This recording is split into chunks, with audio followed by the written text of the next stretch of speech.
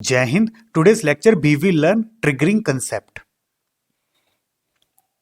This is a block diagram of sequential circuit. Sequential circuit is a combination of combinational circuit and memory elements.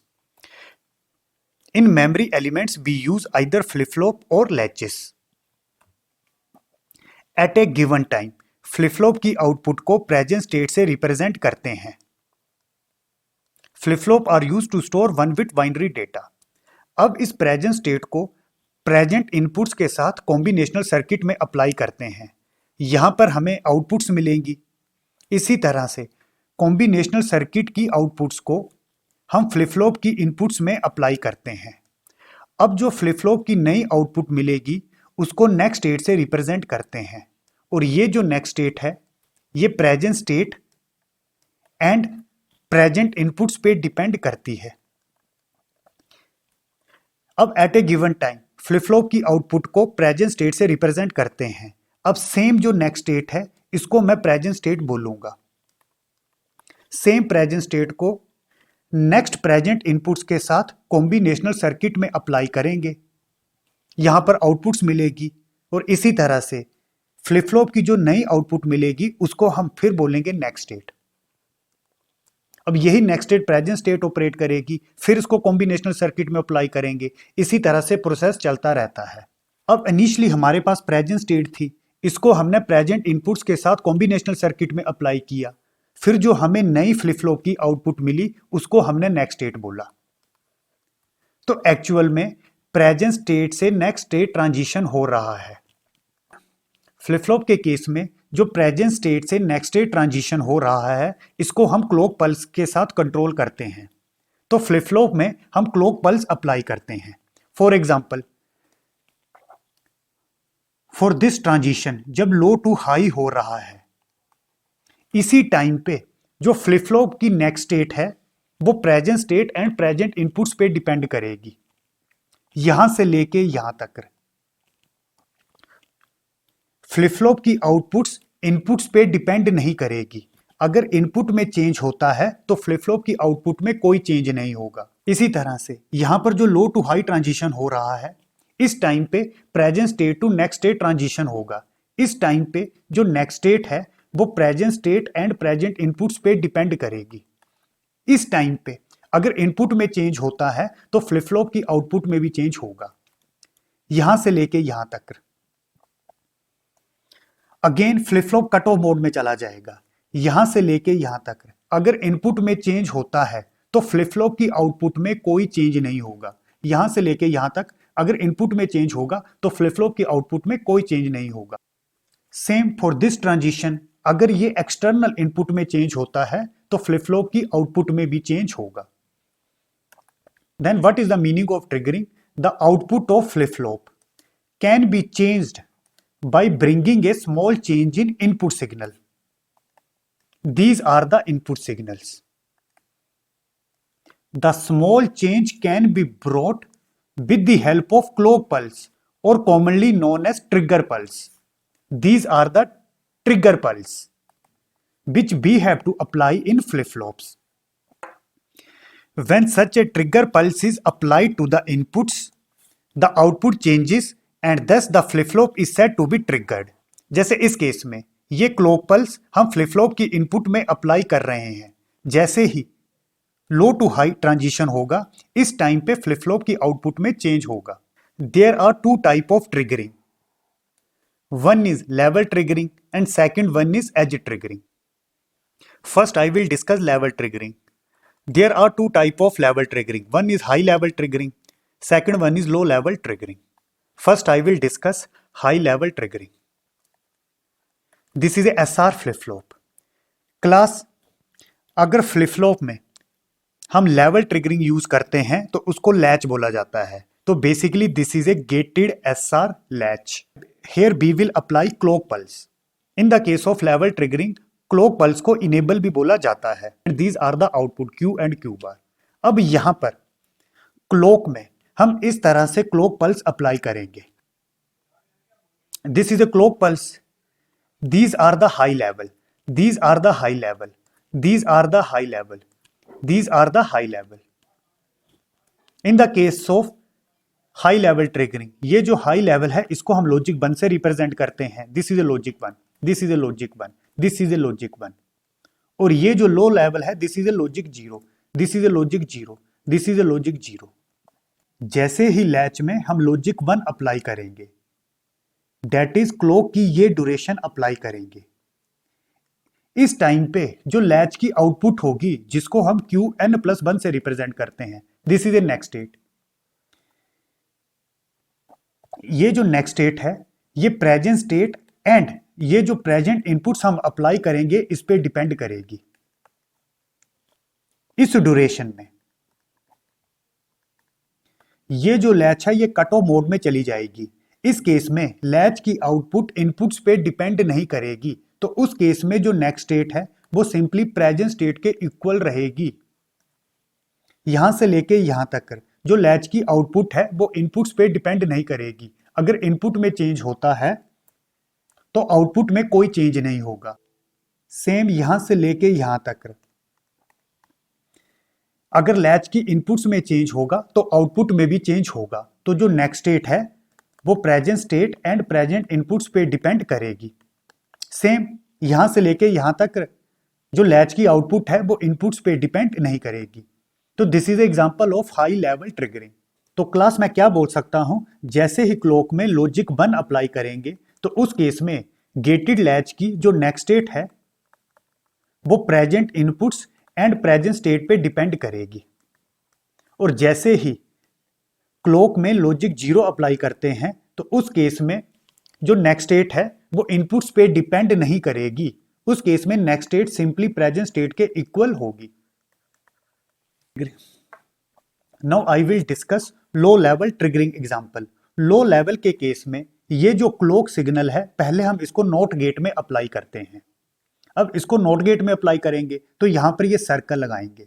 ये circle ये बताएगा this is example of low level triggering.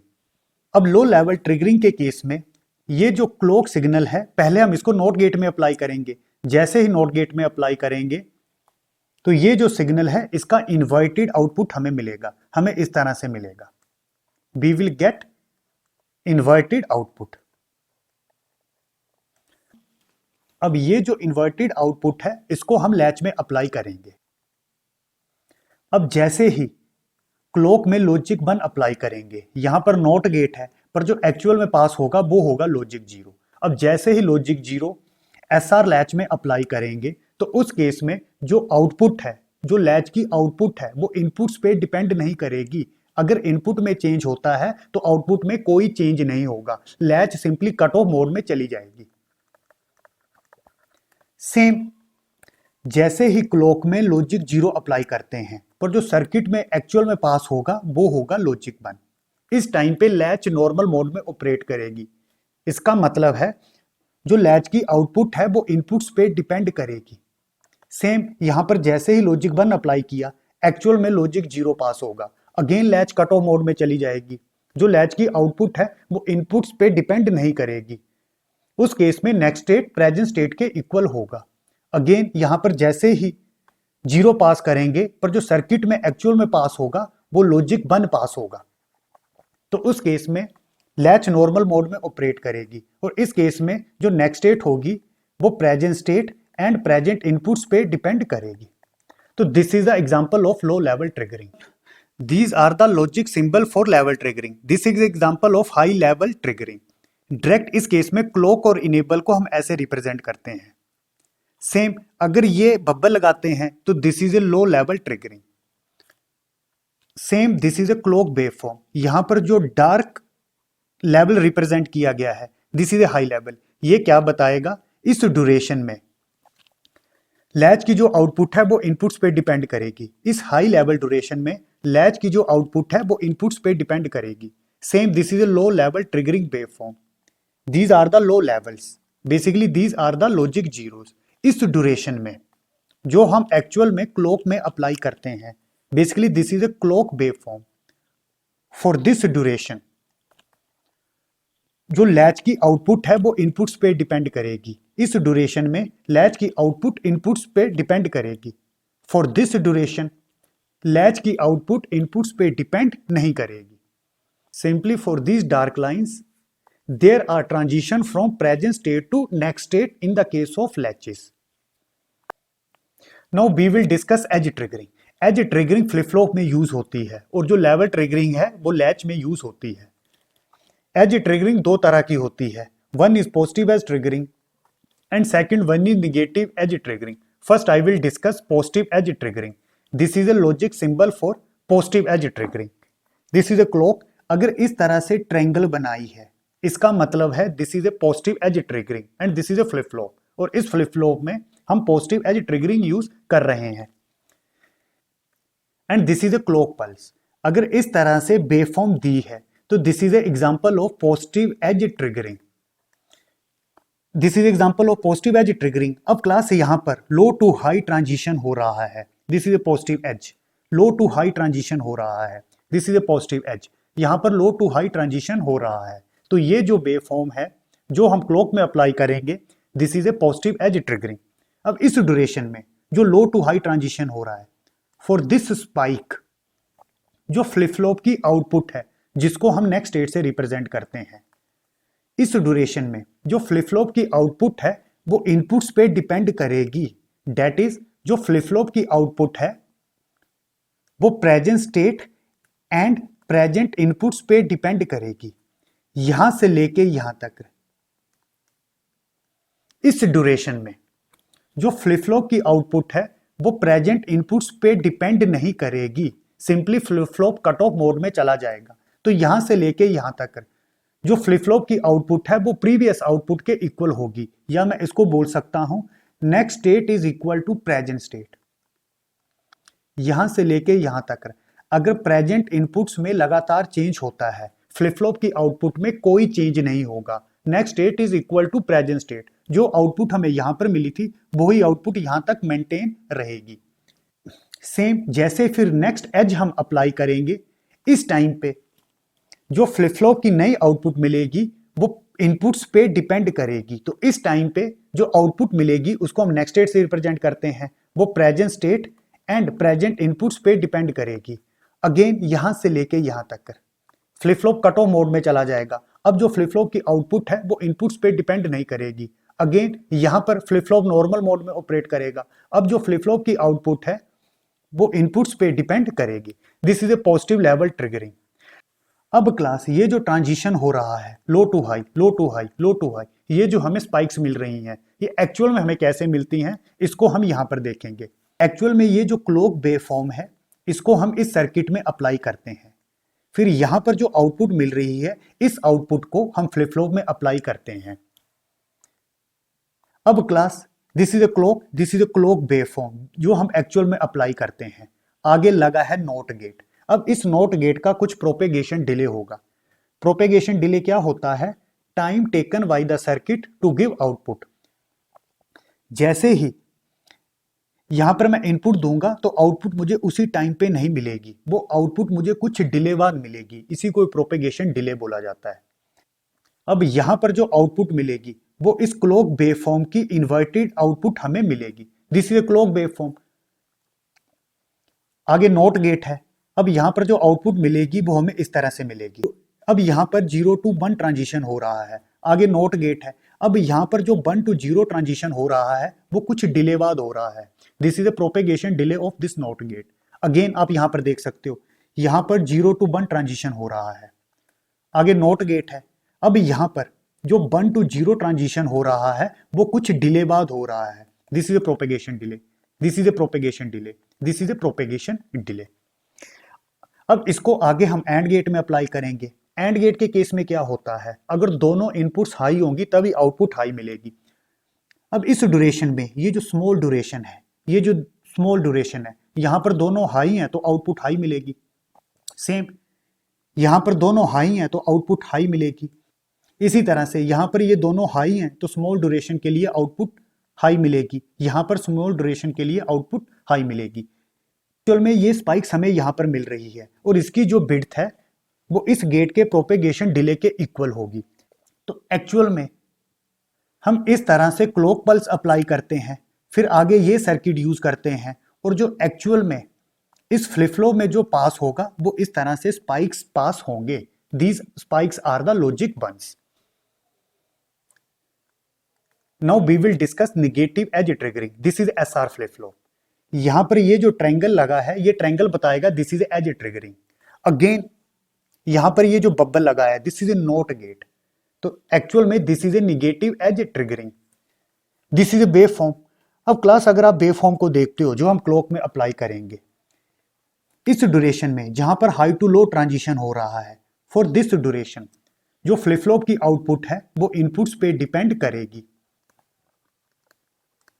यहां से लेके यहां तक flip flop की output inputs पे डिपेंड नहीं करेगी. सेम जैसे ही हाई टू लो ट्रांजिशन हो रहा है इस ड्यूरेशन में जो फ्लिप फ्लॉप की आउटपुट है वो इनपुट्स पे डिपेंड करेगी. सेम यहां से लेके यहां तक अब फ्लिप फ्लॉप की जो आउटपुट है वो इनपुट्स पे डिपेंड नहीं करेगी. यहां से लेके यहां तक अगर इन इनपुट्स में लगातार चेंज होता है आउटपुट में कोई चेंज नहीं होगा. जैसे ही हाई टू लो ट्रांजिशन होगा उस टाइम पे जो इनपुट्स होंगी according to that inputs flip flop में हमें आउटपुट मिलेगी. तो this is example of negative edge triggering. अब क्लास जैसे ही हाई टू लो ट्रांजिशन हो रहा है इस इंस्टेंट में फ्लिप फ्लॉप नॉर्मल मोड में ऑपरेट कर रहा है. अब स्पाइक्स कैसे बनेगी इसको हम यहां पर देखते हैं. This is a clock. पहले हम क्लॉक पल्स को नोट गेट में अप्लाई करेंगे. ये जो नोट गेट है ये इस नोट गेट को बताएगा. फिर आगे हम इसको इस सर्किट में अप्लाई करेंगे और ये जो आउटपुट मिलेगी इस आउटपुट को एसआर फ्लिप फ्लॉप में अप्लाई करेंगे. अब यहां पर देखो this is a clock, this is a clock. आगे लगा है not gate. This is a first not gate. Not gate की आउटपुट इनपुट का इन्वर्टेड मिलेगी. अब इस केस में मैं इसका प्रोपेगेशन डिले को निग्लेक्ट कर रहा हूं तो यहां पर आउटपुट कैसे मिलेगी, सिंपली इनपुट का कॉम्प्लीमेंट मिलेगी. यहां पर 1 यहां पर 0 मिला, 0 1 1 तो यहां पर 0. सेम यहां पर जो इन्वर्टेड क्लॉक पल्स मिल रही है इसको पहले हम नोट गेट में अप्लाई करेंगे. इस नोट गेट का कुछ ना कुछ प्रोपेगेशन डिले होगा.